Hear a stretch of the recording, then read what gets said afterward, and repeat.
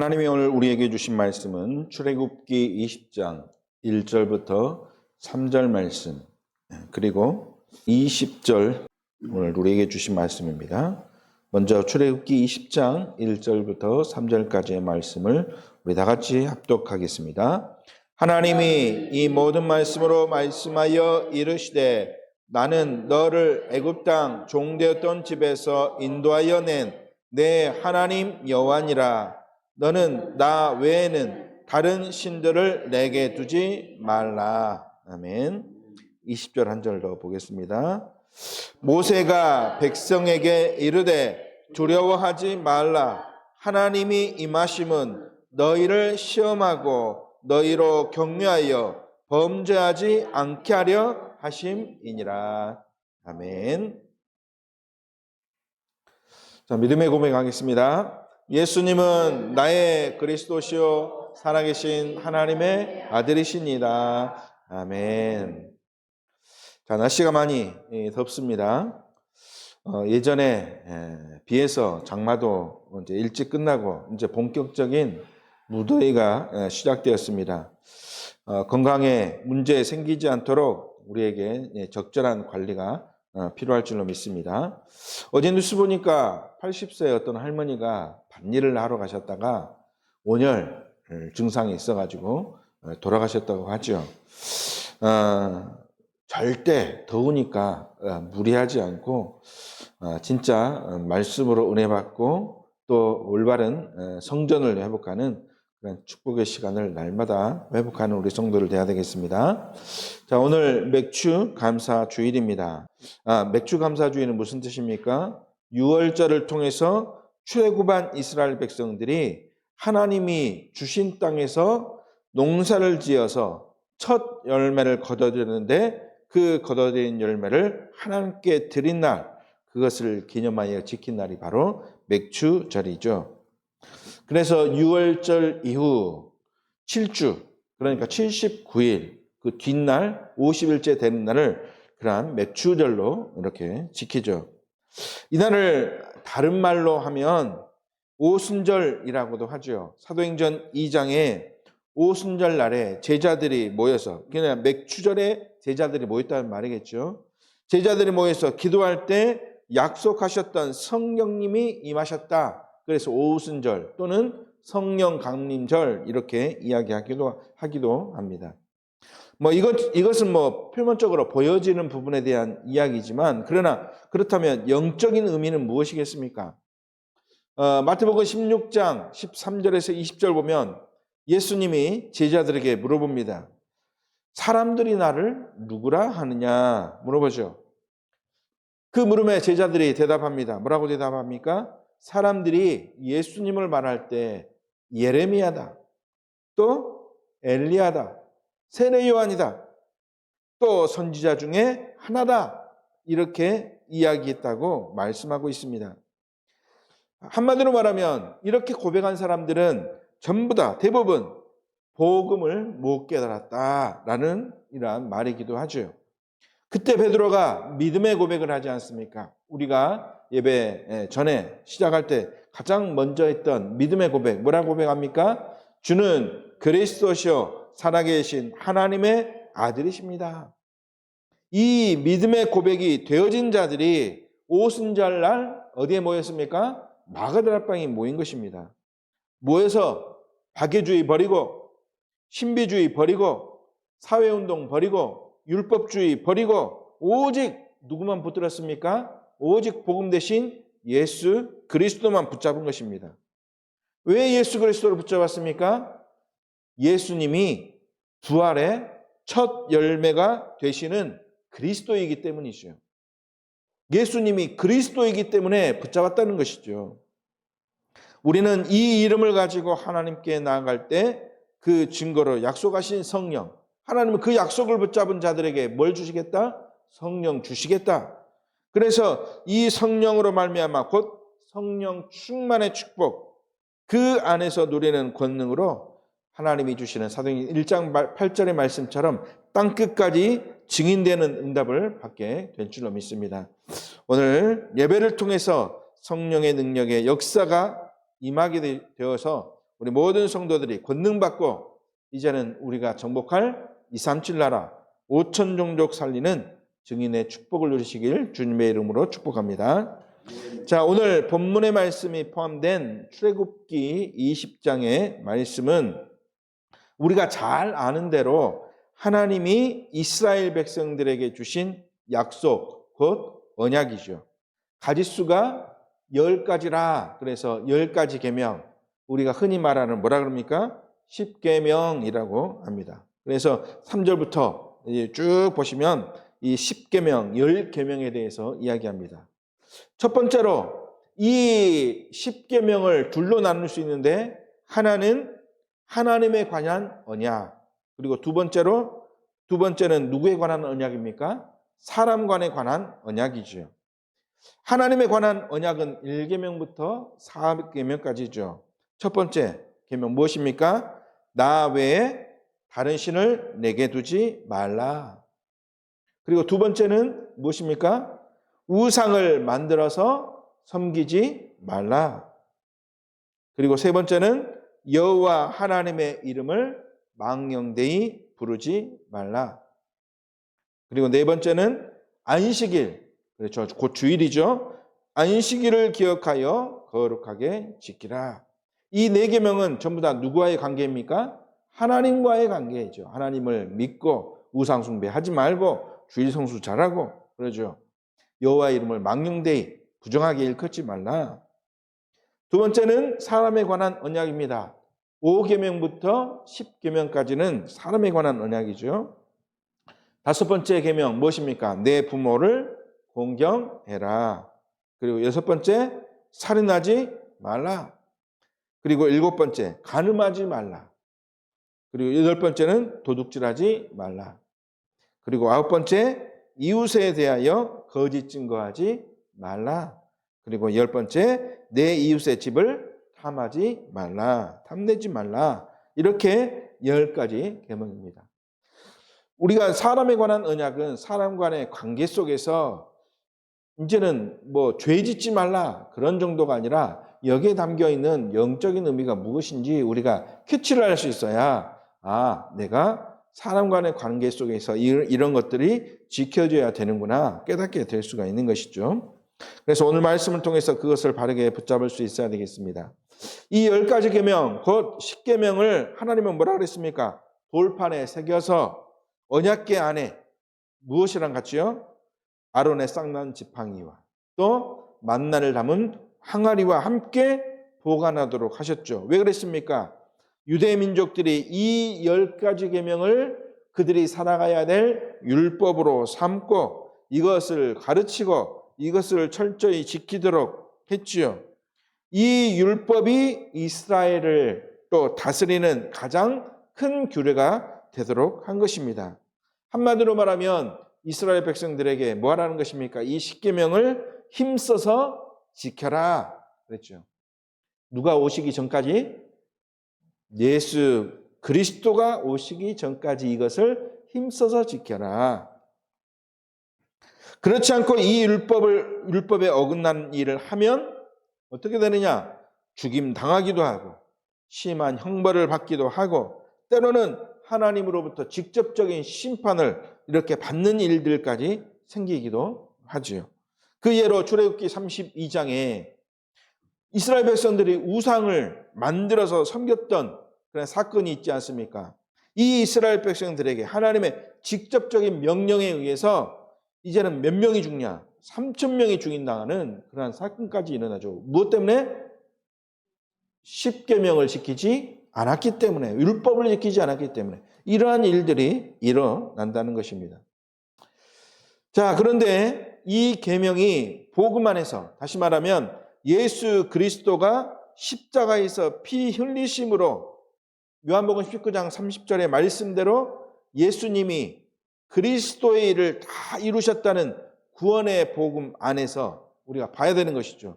구원의 복음 안에서 이 10계명의 율법이 우리에게 어떤 의미가 있는지 발견할 수 있는 그러한 시간이 우리가 되어야 될 줄로 믿습니다. 그래서 오늘 말씀의 제목이 무엇입니까? 이것이 보여줘야 율법이 아니라 우리는 어떻게 믿음으로 살아갈 수 있는 것이구나. 이것이 깨달아지는 것이죠. 안 그러면 우리는 어떤 상태가 되어지는가? 심하게 이야기하면 예수가 이 땅에 오셔서 우리의 모든 문제를 다 해결하시는 그리스도인을 하셨는데, 그렇죠? 우리의 모든 문제를 그리스도께서 다 해결하셨는데 그것을 부인하는 뭐가 되느냐? 잘못하면 율법주의자가 되어지기 때문입니다. 더 쉽게 풀어서 이야기하면 예수님이 십자가에서 모든 문제 해결하셨다고 했는데 잘못하면 율법에 매여서 해결받지 못했다.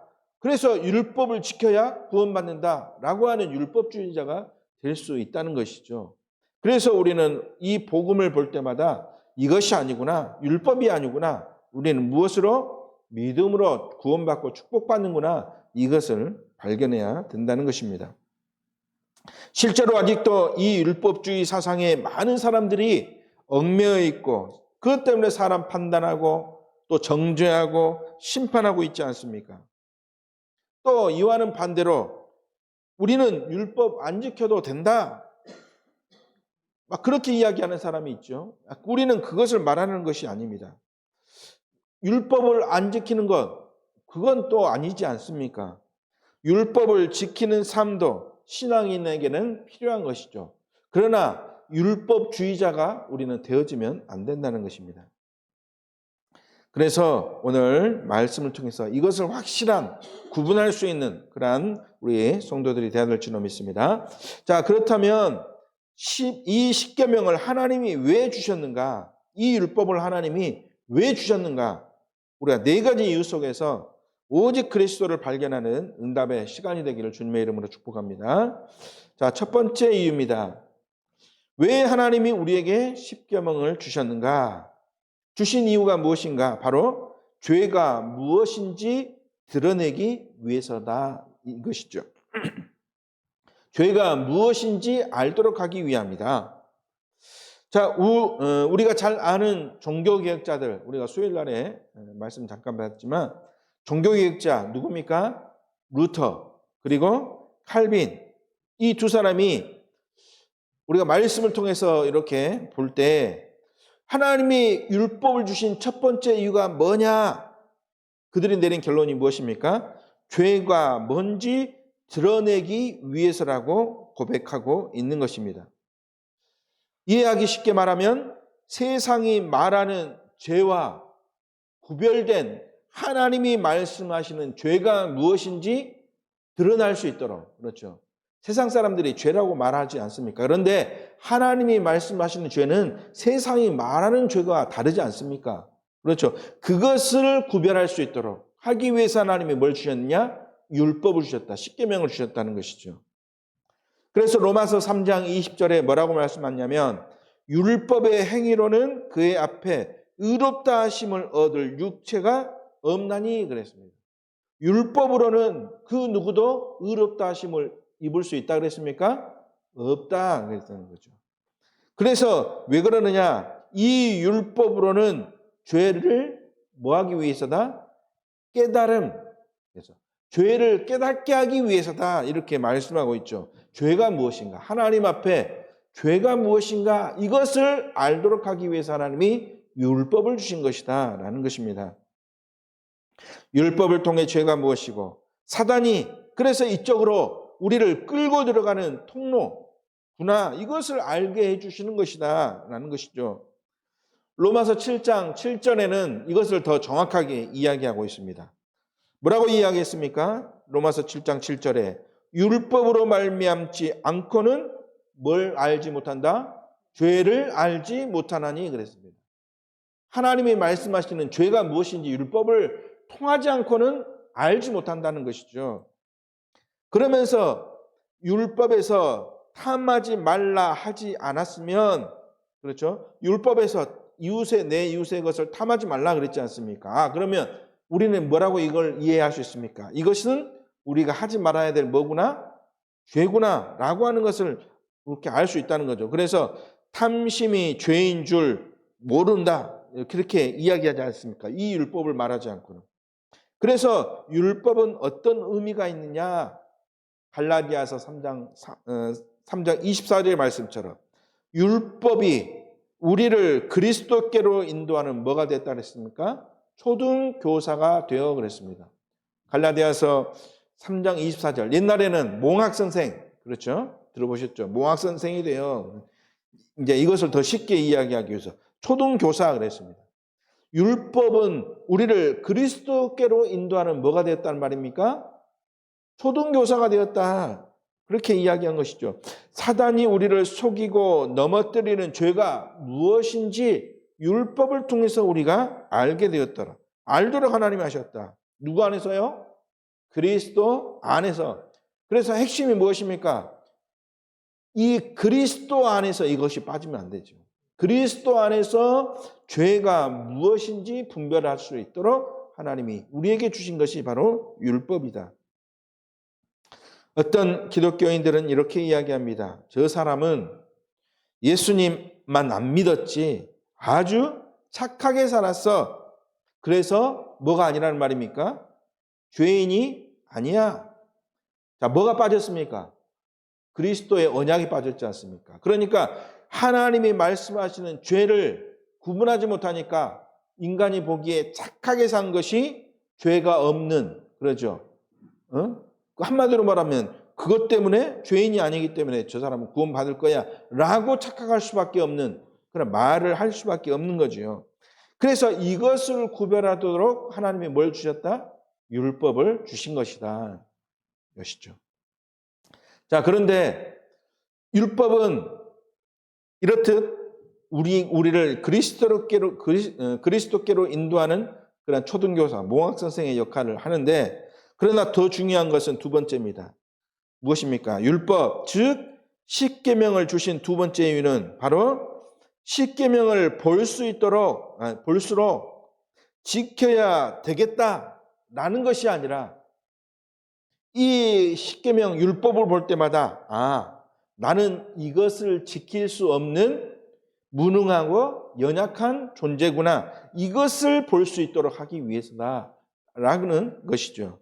이것이 하나님이 진짜 이 계명을 주신 이유입니다. 나는 십계명 또 율법을 지킬 수 없는 무능하고 나약한 존재구나. 연약한 존재구나. 그래서 우리는 율법을 지킴으로 말미암아 의롭게 되어진 존재들이 아니라는 사실입니다. 사도 바울은 로마서 7장 19절에 이렇게 고백하고 있습니다. 내가 원하는 것은 선이지만 나는 자꾸 어느 쪽으로 갑니까? 내가 원하는 것은 선이지만 자꾸 나는 악을 자꾸 행하려고 내가 한다. 우리의 원래 존재가 그런 존재라는 거죠. 악을 행하려고 하는 존재. 그래서 이 창세기 3장의 체질이 우리 중심에 계속 뿌리 내려서 자꾸만 악한 길로 가려고 하는 그러한 마음과 생각이 있다는 것이죠. 그 말은 무슨 말입니까? 너무도 내가 율법을 바라보면 볼수록 내가 지킬 수 없는 연약한 존재구나, 미약한 존재구나. 이것을 알도록 하나님이 우리에게 율법을 주신 것이라는 것이죠. 우리의 힘으로 노력으로 율법을 지킬 수 있느냐? 그러면 우리는 어떤 결론이 나옵니까? 우리 복음 가진 자는 어떤 결론이 나와야 됩니까? 나는 지킬 수 없는 너무나 연약한 존재, 창세기 3장 문제 속에 있었던 그런 나약한 존재일 수밖에 없구나. 이것을 우리가 가져야 되는 것이죠. 탐심, 또 거짓말, 잘못된 생각, 복음 안에서 우리는 늘 바라볼 때마다 우리의 생각이 여기에 머물러 있지 않습니까? 다른 사람 보면서 저 사람이 나보다 가진 것 많구나. 그런 생각만 해도 하나님은 이게 뭐라 그랬습니까? 죄라고 했는데, 그렇다면 우리는 절대 이것에서 벗어날 수 없는 그러한 존재 아닙니까? 그래서 율법을 볼 때마다 연약한 나를 바라보도록 하나님이 이 계명을 주셨다는 것이죠. 자, 세 번째. 그래서 율법을 주시는 이유가 무엇인가? 오늘 세 번째, 우리의 노력으로 열심으로 절대 율법을 지킬 수 없기 때문에 율법의 완성 대신, 그래서 로마서 13장 10절에 뭐라고 말씀했냐면 사랑은 율법의 완성이다 라고 말씀하고 있습니다.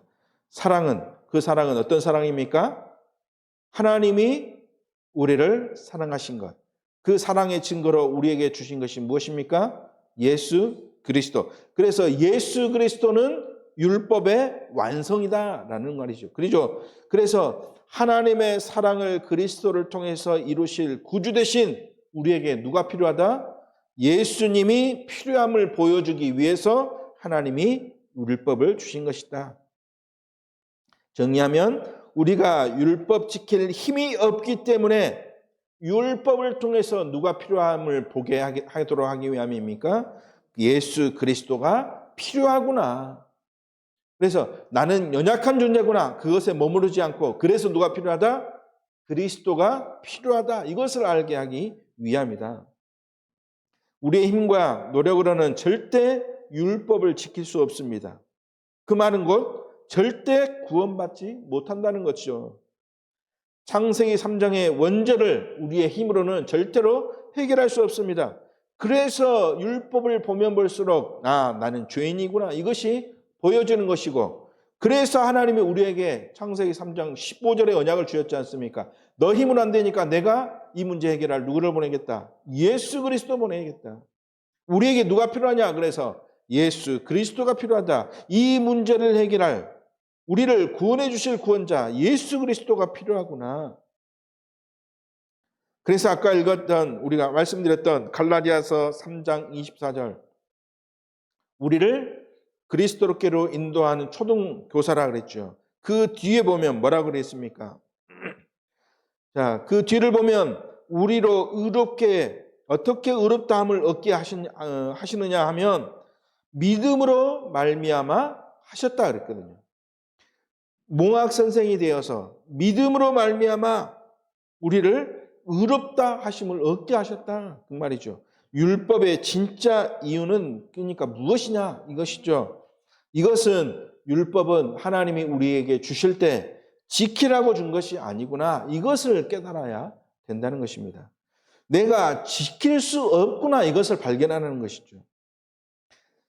자, 그러고 그대로 있으면 문제가 해결되어지지 않지 않습니까? 내가 율법 안 지키고 있으면, 그렇다고 이렇게 우리가 지키지 않고 있으면 해결되지 않기 때문에, 그래서 우리의 연약함을 아시는 하나님이 그 문제를 해결하고 구원 얻도록 하신 구원자 예수 그리스도를 보내셨기 때문에 내 힘으로 할 수 없구나. 그래서 뭘 붙잡아야 됩니까? 예수 그리스도. 그 그리스도를 믿음으로 하나님이 우리를 의롭다 하심을 얻게 하셨기 때문에 우리가 누구의 이름을 붙잡아야 되느냐? 예수 그리스도의 이름을 붙잡으라. 왜? 그리스도께서는 우리의 모든 문제를 십자가에서 완전히 해결하신 그리스도고, 그 그리스도를 통해서 내가 죄의 문제를 해결받을 수 있기 때문에 그 그리스도를 믿고 내 마음의 주인으로 영접할 때 율법에서 우리는 이제 완전한 자유함을 얻게 된다는 것이죠. 죄인이지만 믿음으로 모든 문제 해결받고 의롭게 되어진 것입니다. 자, 우리는 율법을 통해서 구원한 자의 필요성과, 그렇죠? 율법을 보면서 그리스도가 필요하구나. 그리고 구원자로 오실 그 그리스도, 예수 그리스도를 믿음으로 구원받아 하나님의 자녀된 축복을 알도록 하나님이 우리에게 깨닫도록 하기 위해서 뭘 주셨다? 율법을 주셨다. 그래서 다시 말씀드리자면 율법은 지켜야 하지만 하나님이 지키라는 목적이 아니라 누구를 믿으라고? 예수 그리스도를 믿으라고 하나님이 주신 방법이구나 라고 하는 것을 우리가 붙잡아야 될 줄로 믿습니다. 네 번째, 그래서 율법은 우리의 삶의 방향과 기준이지 우리의 목표가 아니라는 사실입니다. 우리의 목표가 착하게, 성실하게, 탐하지 말고 거짓말하지 않는 것, 이것이 우리의 목표가 아니라 하나님의 자녀로서 삶의 방향이라는 것입니다. 그죠? 기준이죠. 어떻게 살아야 될 것인가, 이것이 기준이지 지키는 것이 우리의 목적이 아니다. 그렇다면 우리의 목적이 무엇인가 우리가 바르게 결론 내려야 되겠죠.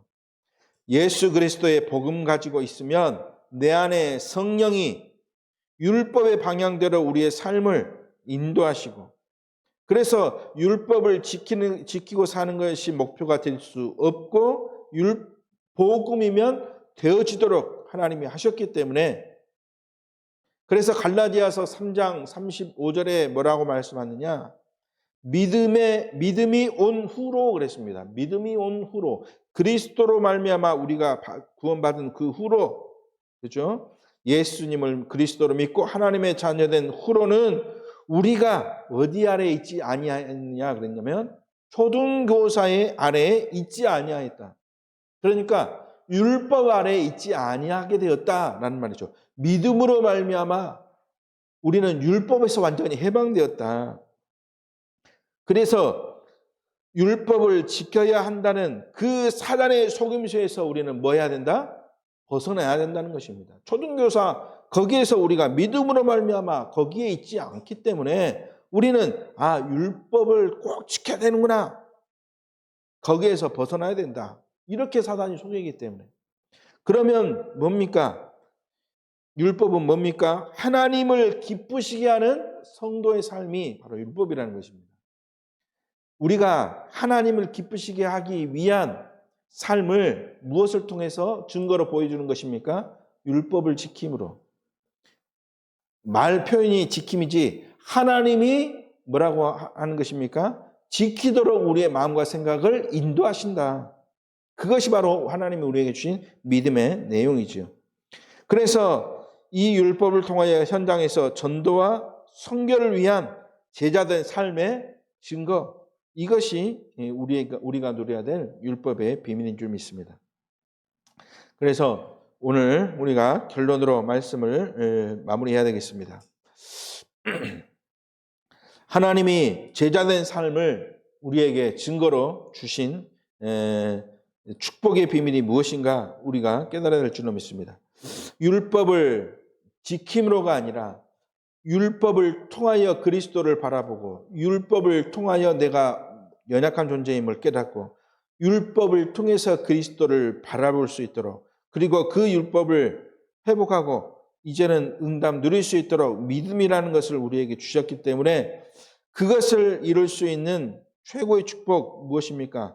7망대 7여정, 7이정표의 삶, 이것을 사는 것이 하나님이 율법을 통하여 우리에게 주신 이루고자 하시는 언약인 줄 믿는다는 것이죠. 다시 말해서 어떻게 보면 이 7가지 망대, 여정, 이정표도 잘못하면 이것이 무엇이 될 수 있습니까? 율법이 될 수 있는 것입니다. 그런데 이것을 지켜라가 아니라 이것을 할 수 있도록 하나님이, 내가 이것 할 수 없기 때문에 하나님이 할 수 있도록 인도하시고 힘주시고 역사하시는구나. 그런데 우리는 무엇 붙잡고 가는 것입니까? 하나님이 올바른 응답, 하나님이 기뻐하시는 삶의 행위가 무엇이냐? 7망대 7여정 7이정표의 삶이기 때문에 우리는 이것 바라보면서 간다는 것이죠. 이것이 우리가 누려야 될 최고의 응답의 비밀이다. 그래서 3집중, 3세팅, 3응답, 이것도 율법이 아니라 하나님이 그리스도의 언약을 붙잡고 힘 얻으면 이것을 성취할 수 있도록, 축복 누릴 수 있도록 하나님이 하실 것이구나. 이것을 깨달을 수 있도록 우리에게 하나님이 이러한 비밀을 우리에게 주셨다는 것입니다. 그래서 마지막으로 우리가 20절, 출애굽기 20장 20절의 말씀을 봐야 되겠습니다. 자, 뭐라고 고백합니까? 모세가 백성에게 이르되 두려워하지 말라. 하나님이 임하시면 너희를 시험하고 너희로 경외하여 뭐라 그랬습니까? 범죄하지 않게 하려 하심이라 그랬습니다. 때로는 하나님이 이것을 가지고 시험하기도 하고 또 이것을 통해서 하나님을 경외하도록 해서 뭐 하지 않도록? 범죄하지 않도록 내가 해야 된다가 아니라 뭐라 그랬습니까? 하나님이 그렇게 하기 위해서 뭘 주셨다? 율법을 주셨다. 너희로 사단에게 속아서 이 죄 아래 머물지 않도록 내가 하기 위해서 이것을 준 것이다. 하나님이 율법을 주신 목적이 이 안에 들어있는 것입니다. 그래서 우리는 이 율법 아래 눌리는 삶이 아니라 율법에서 벗어나 오직 누구만 바라보는 예수 그리스도만 바라보면, 그러면 내 안에 계신 성령이 나를 어떻게 하십니까? 인도하십니다. 오늘 맥주절, 정확히 이야기하면 맥주절은 무엇입니까? 내 안에 나를 인도하시기 위한 성령님이 우리 안에 오신 것이죠. 그 증거를 가지고 부활의 첫 열매 예수 그리스도를 가지고 우리는 하나님 앞에 나아가는 것입니다. 오늘 그 하나님의 목적을 바르게 깨닫고 내가 무엇 잘해서 열심히 해서가 아니라 내 안에 그리스도가 계시면 하나님이 나를 이끄시는 삶, 그 삶 속에 거하시는 우리 성도 되시길 주님의 이름으로 축복합니다. 기도하겠습니다. 하나님 아버지 감사를 드립니다.